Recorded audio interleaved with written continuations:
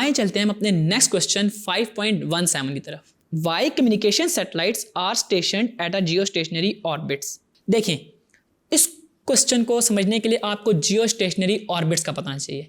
जियो stationery orbit से मुराद मेरी ये है कि अर्थ से एक स्पेसिफिक डिस्टेंस जहां पे अगर हम सैटेलाइट को लॉन्च करें तो सैटेलाइट 24 आवर्स में अपनी एक रोटेशन कंप्लीट करे।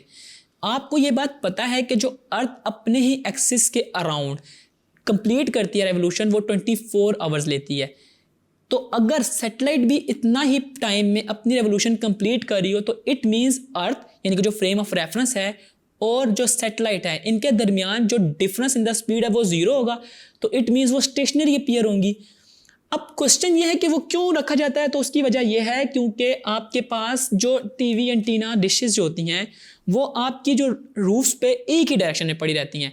अगर तो वो जियो स्टेशनरी ऑर्बिट में ना हो और हमारी अर्थ और सैटेलाइट की मूवमेंट में ज़रा सा भी फ़र्क हो तो आफ्टर सम टाइम सैटेलाइट किसी और पोजीशन में चली जाएगी, तो आपकी जो डिश है वो सेम अमाउंट ऑफ सिग्नल ना तो इमिट और रिसीव कर सकेगी, जिसकी वजह से आपके टीवी शोज़, आपकी फ़ोन कॉल्स में डिस्ट्रैक्शन आएगी।